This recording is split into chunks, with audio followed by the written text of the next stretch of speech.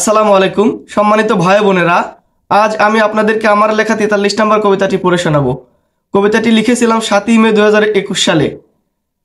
আর কথা না বাড়িয়ে মূল লেখায় চলে যাব।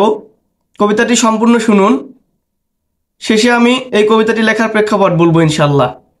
আজকের কবিতার শিরোনাম নিশায় মগ্ন কুশল। কলম এবং কণ্ঠে আমি আমিরুল ইসলাম জালাল। দেখিনি আমি প্রথম থেকে, শুনিও নাই সব, এক পলকে বুঝে নিয়েছি তাদের প্রেমের কলরব।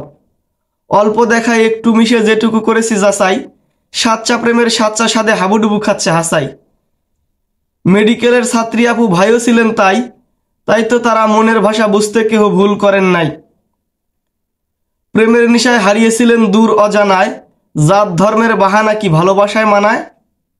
সর্বত্যাগের শপথ নিয়ে দিয়েছিলেন মন, পাহাড় সমান বাধা এলেও ভাঙবে না কেহ পণ। খুব বেশি টানাটানি হয়নি তাদের নিয়ে, ভালোবেসে সানাই বাজিয়ে করতে পেরেছেন বিয়ে।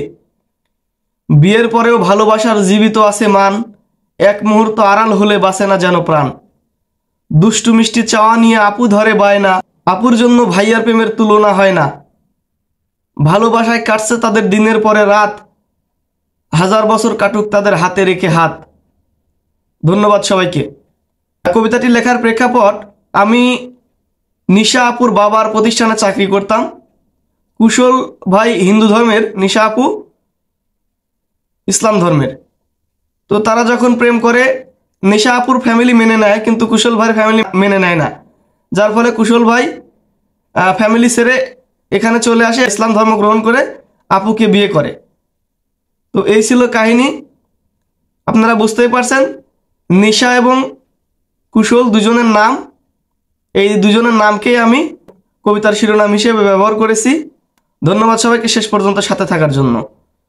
সবাই ভালো থাকবেন। কবিতাটি কেমন হয়েছে কমেন্টে জানাবেন, লাইক করবেন, শেয়ার করবেন, চ্যানেলটি সাবস্ক্রাইব করতে ভুলবেন না। আসসালামু আলাইকুম ওয়া রাহমাতুল্লাহি ওয়া বারাকাতুহু।